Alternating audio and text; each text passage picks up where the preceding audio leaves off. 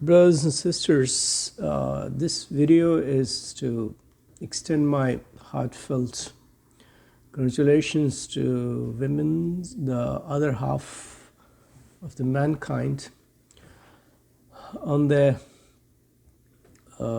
celebration day. Since you know that 8th March is being felicitated world over as Women's Day, and I was, flabbergasted by the kind of posts on Facebook everywhere. It's all about gender parity and global gender gaps and how to bridge that gap, and also about how to break the bias. And in fact, this is the motto of the recent sloganeering. The slogan goes like, break the bias in all walks of life, everywhere. That's quite conspicuous, and it stands out even today, despite our best efforts to bring about this issue of gender parity or gender gap removal in all fields, whether it's social or cultural or economic, or whether it's the society at large, or whether it's within the ecclesiastical boundaries, or whether it's on the religious fronts, whether it's on the secular fronts.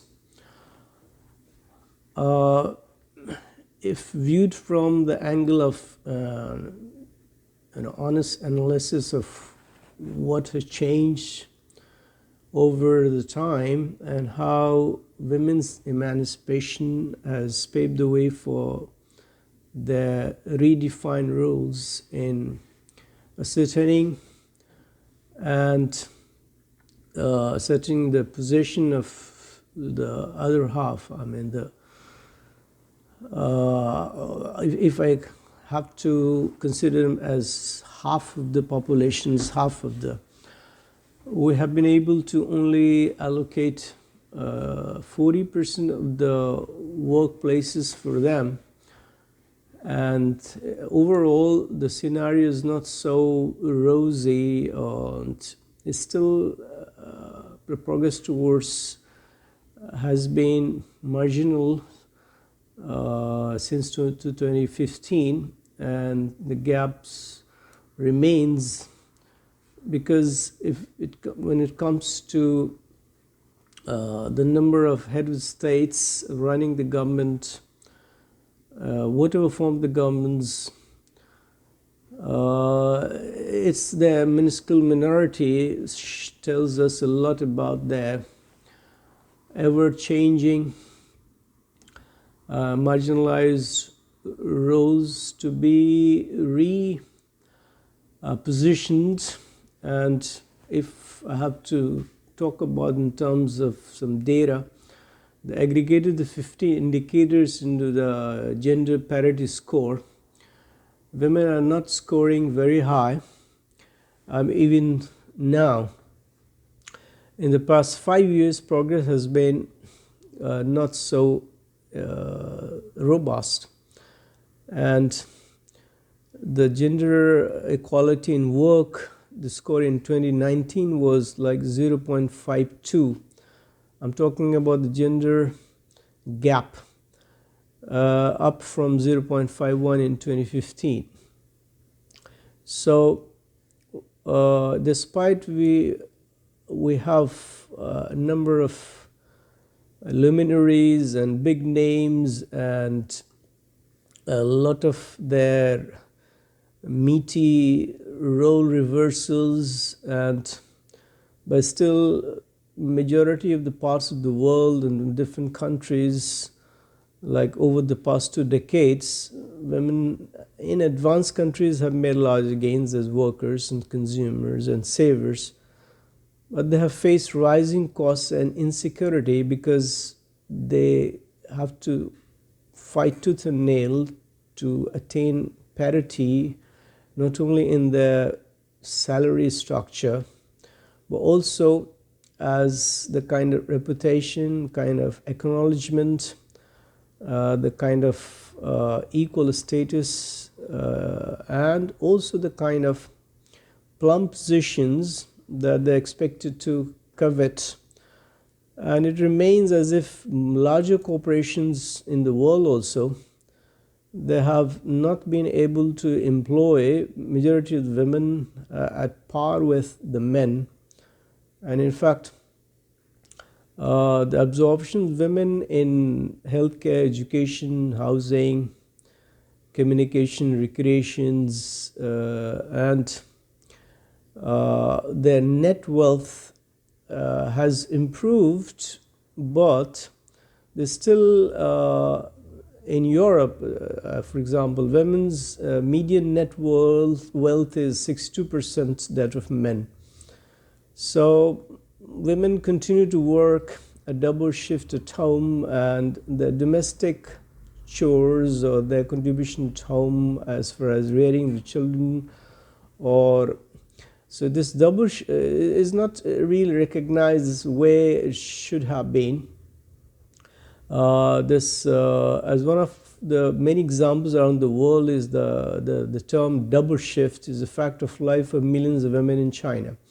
That means they go out to work, but then they the lion's share of the work in the home as well. That means they are paid only for one job, although they are supposed to do dual jobs. So if putting in the number of hours they put into the working environment far exceeds that of the men, but they remain twice as much unpaid. And in fact 54% women, but only 22% of men report doing all of or most of the housework. So men still lag behind in the kind of contribution that is expected of them towards the upkeep of the household chores and towards taking care of the children. And even among individuals who earn the majority of their household income, 43% of women who are primary household and income earners continue to do all or most of the housework. That means it's only 12% of men compared to 43% of women. 81% women are part of a dual career couple and have the two careers to balance, while only 56% of men are part of a dual career couple. So women in general, they continue to face growing challenges from automation also, like growing automation adoptions add to the challenge the women face in the workplace. Let me explain you that why this automation, the share of women whose jobs are replaced by machines and will likely need to make jobs transitions due to automation is roughly the same as for men. Up to 1 in 4 over the next decades may have to shift to a different occupation. That means there are so many boundaries still set, and there are so many jobs off the limit for women. And they are, presumably they are assigned certain jobs that are really suitable for them. And this long-standing barriers make it harder for women to adapt to the future of work. Women and men alike need to develop, the skills that they need to be demand. But the thing is that they're under-resourced, underprivileged sometimes, and then patriarchal system of the society lays lots of conditioning for them, and this is a long established and pervasive structure of societal barriers that could hinder them in all these areas. Women may have less time to refresh or learn new skills because of their domestic obligations, and the challenge for women is now even greater as is experiencing economic fallout from COVID-19, because women couldn't step out of their houses much, and prevalence of violence in women from an intimate partner could have increased. There's a psychological pressures. And so what I'm trying to display here is that we can grow out of some gender equality issues, but there are still some other issues that remain to be tackled, and we need to have that parity kind of parity that we are wishing for in the true sense. And it has to be, not only from the governmental or non-governmental organizations, also has to be changes in the societal level. That means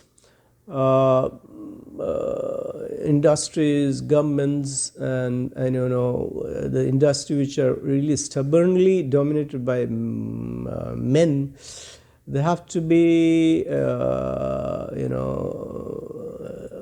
need to be remain open for the feminism, and feminism shouldn't be a bar to the inclusion.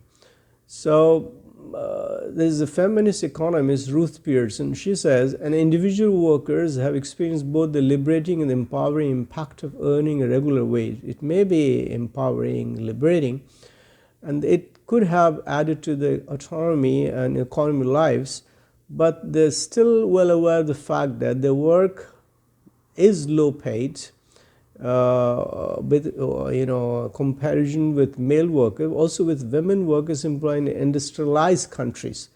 So the contradiction is widespread, and women, in fact, there is an evidence that women's participation is actually decreasing.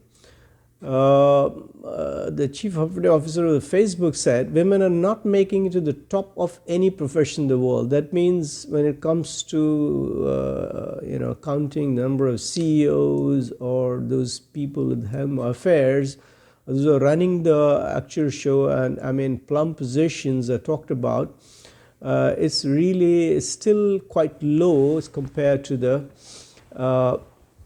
men. Like Sheryl Sandberg, chief operating officer of Facebook's, she happens to confess that the top professionals in the world are not really women, still in the 21st century, and the progress in terms of gender equality is actually uneven.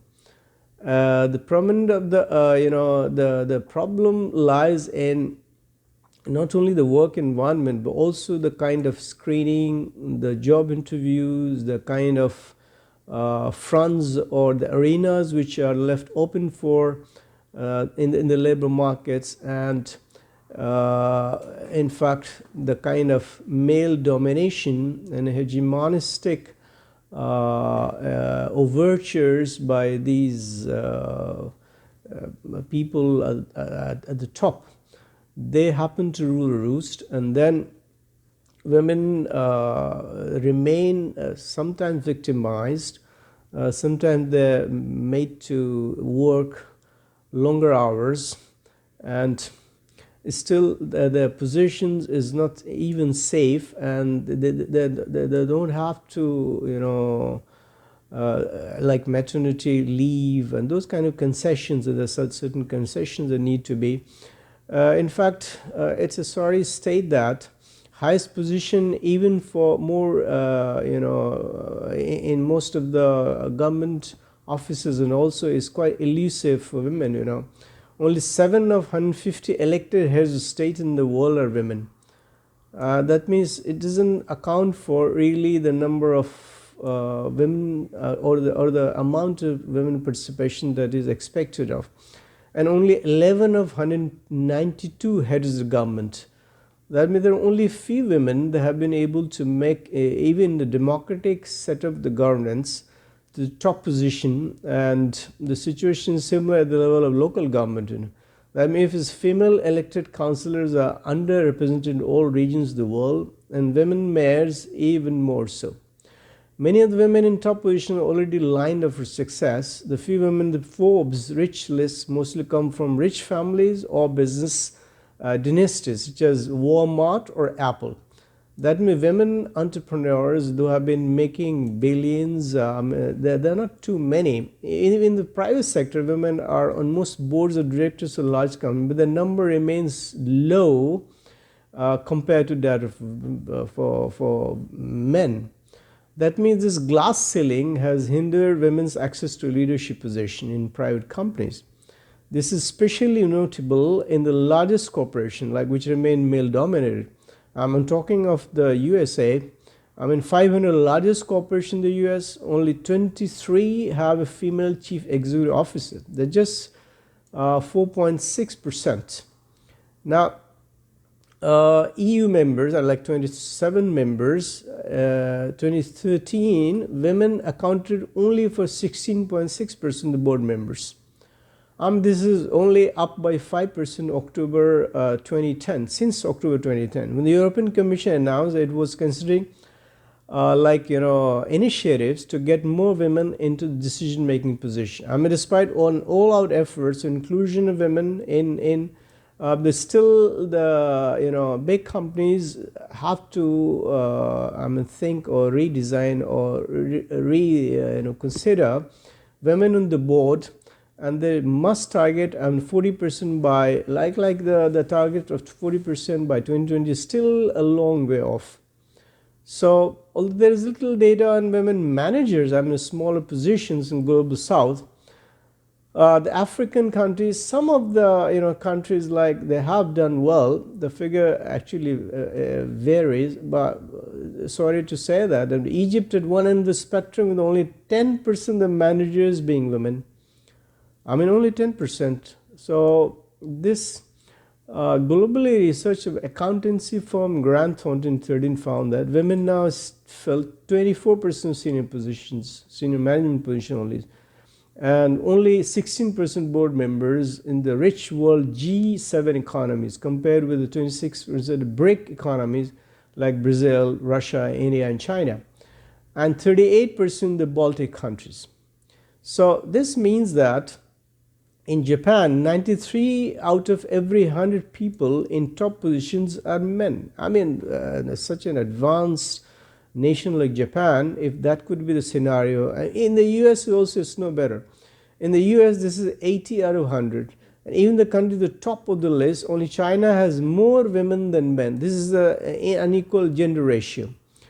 This is a leap from 25% the previous. Interestingly, despite many years of legislation for gender equality world over, and advanced nations like Sweden and Norway, they are only 27, 22 in the ranking of top countries. So they're not faring much better compared to the lesser developed or developing countries. So there are areas still they have to they still have to make up to at least 21.4% of parliamentarians. Now, most recent figures show that 17.2% of ministerial posts worldwide are held by women, up to 16% in 2008, which show just how slow progress can be. Why I have to mention all this data, the facts that this really reflects about the present conundrum of bringing these, and I'm breaking the bias against women that should have accounted for the. So what is the point here? The point is that if we don't include the 50% of the workforce into the economic growth process, we're going to lose trillions and trillions of dollars. And in fact, there's a decline in the total GDP growth. Why? Because the participation of women, the larger majority of them, is very limited to very only a handful of sectors. So I'll mention one of the study of Harvard graduates. US found that median earnings in 2005 were $90,000 for women, but $162,000 for men. So this is the pay parity, disparity that we find even in the Harvard graduates. It's ridiculous that people from Harvard graduates, they are also not being given equal chances as far as employability is concerned. So among full-time, full-year workers, median earnings were only $112,500 500 for women and 187,500 for men. So this reflects and really it amplifies the need to get the gender parity with the equal pay packages. And this ILO, International Labour Organization, study of 83 countries found that women earn 10% to 30% less than men. I mean, even in the US in 2010, women working full-time still earn only 77% of the male wages. And think of the sub-Saharan Africa and East Asian and the Pacific young women aged 15 to 24 who are working earn only 82% and 84% respectively of the amount young men earn in an hour. So the scenario may vary, but the fact remains that the world of work is becoming a place where women hold fewer cards than men. I mean, all the case studies, the researchers world over will tell us that there's still a long way to go, and women have to be given more opportunities, have to be brought at par with the men, not only in the self-esteem, not only in the greater confidence, not only participation in the affairs of the cooperative societies, not only in the governance, but also some of the off-limit sectors where all the women have been outsmarting, they have been performing much better than what they used to, but that hasn't changed, altered the scenario altogether. So if it comes to positioning in the women and the patriarchal society, because we are born and brought up with the belief that women can be subjugated, they could be relegated to the subservient position, and probably women largely are supposed to contribute to the best of their abilities in household management, and instead of really doing the substantial contribution or meaty roles they're supposed to play. I mean, and it's still women enfranchisement, women empowerment, their liberation, and then they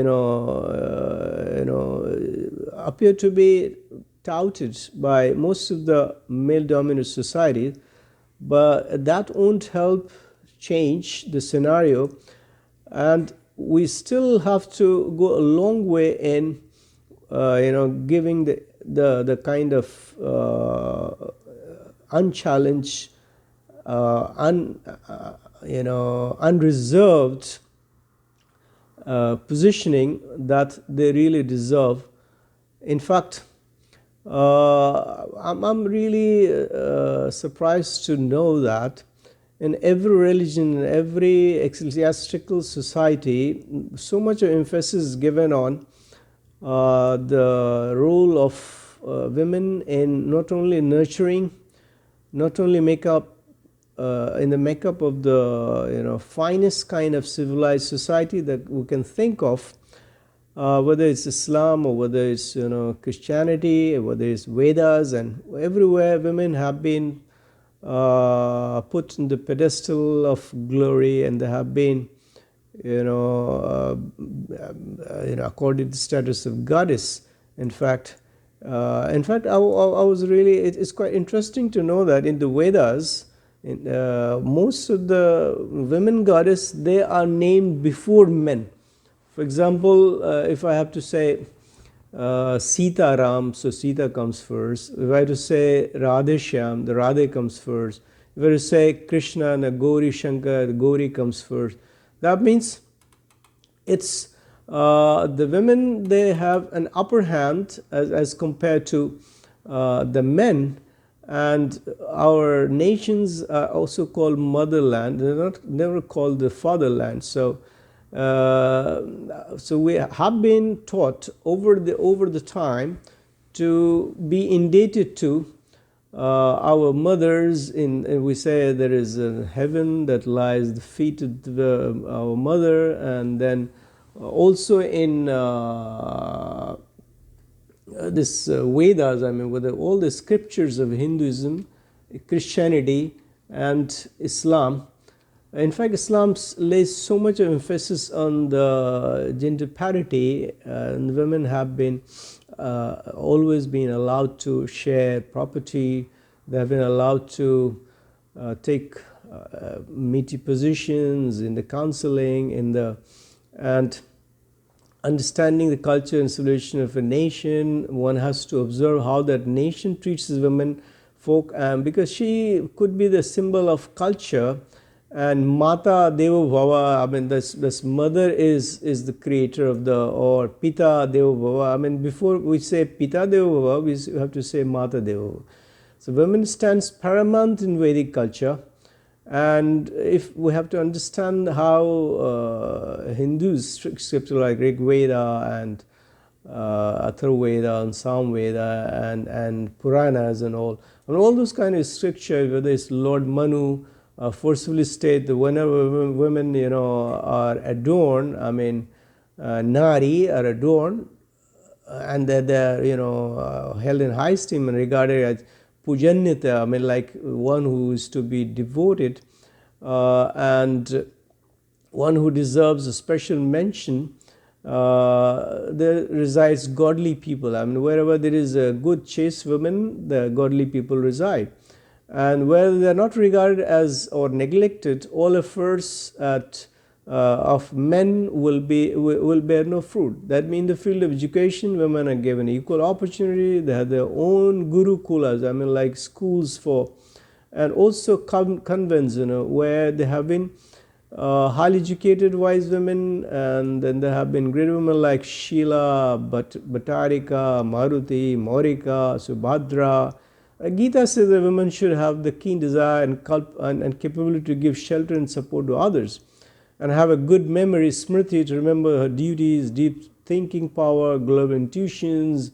And Kanya is the birthright of choice and obtaining a matrimonial partner. That means every religion, when it focuses on the cardinal principles of women's instrumental role in civilizing the world and in fixing the problems and the ills of the society. So why then still women are being lagging behind on so many fronts?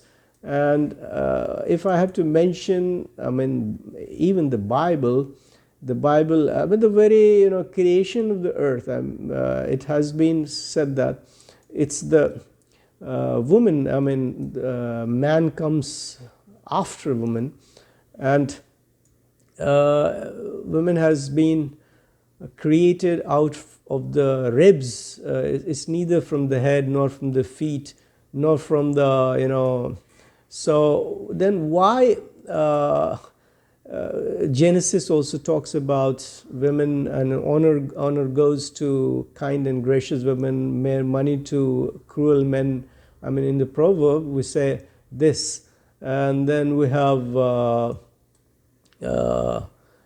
there are so many other scriptures also, like in Islam, obviously women's role has been not clearly defined in the sense that primarily she has to contribute to the family nurturing and rearing of the children, but when it comes to the parity and the equal justice and human rights safeguards and all, it lays too much emphasis on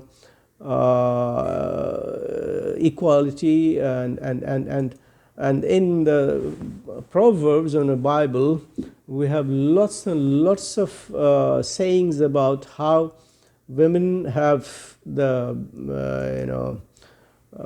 upper hand. In fact, upper hand, and it's not like next to or inferior to, but obviously in the ecclesiastical society sometimes there is a claim that women, the creation, women was the one to be, serpent goaded women and she ate the forbidden fruit, and that's how we have to suffer in the. So what I'm trying to point out that when women have been at the forefront, not only in our civilization since mankind began, why, despite of all our all out efforts from the UN, from the human rights body, women's, why women's position still remains a lackluster? And it's not in the, I mean, there could be some of the brilliant examples of women doing the great jobs and have been made a mark in the with the remarkable feats, and whether it's space explorations, and they also made some of the firsts in the, but still their participation in the mainstream could really lead to greater wealth productions, could have better, in fact it's estimated that by 2025, I mean $12 trillion would have been gained, or if women's participation does not increase, would be lost if we don't accord the kind of status the women deserve in our society, not only as a mother but also as a springboard, or as a source of inspiration, as a source of all kinds of civilizational and transformative changes that are that she a mother brings about, a sister or as a wife, or a kind of meaty instrumental role that she's supposed to play, not only in ascertaining the moral code of conducts and ethics and the kind of society where the role is clearly defined, and the men and women both they meet the challenges of life shoulder to shoulder, and then they bring about the heavenly joy to the family life, to the marital bliss that the human race has been advancing towards since time immemorial. And it's the women empowerment in the true sense, not just for the hype of the magazines and some of the celebrities or some of the names we mentioned all the time, because we always mention some of those notable names in kind of as a parliamentarian, as a head of a state, or as a filmdom, or someone who has scored better, or the academic pursuits in academic pursuit. It's not about the particular, and why do we have to remind the women that they're equal with men only a particular day? They are privileged, they are part of us, they are almost integral, and we can't imagine, it's like they are the apple of the eye. Of the two eyes, they're the one. Of the two hands, they are the one. And obviously, we needless to add or keep reiterating the fact that women contribution is instrumental and could be detrimental if we really don't account for their actual participations and the desirable level of participation in every walk of life, on every front, and all the challenges that life has to offer. So wishing the very best, not only to the other half, actually is the entire humanity, because the humanity is made up of two halves, one men, the other women, and together we account for the Vasudhaiva Kutumbakam, or the whole world, the universe. And we can have giant strides only when we go together shoulder to shoulder without any discrimination or bias. And there is a need of breaking those age-old held biases, if there are any. And religion also has to play a very effective role in not only redefining their role, also accommodating their personal preferences, likes, dislikes, their rights and duties, and their kind of, obviously men and women are not born physically as as the same, so we need to be accommodating to each other, one another, whether it's a husband and wife, whether it's a father son, or father daughter, or whether it's, so every relation has to be seen as the creation, the evolution of the entire Homo sapiens species, not as men and women. Thank you so much. And with the belief that women might one day not only come at the power with the men, but also outshine, outsmart, outwit, and get to go hand in hand, bring about a utmost joy and bliss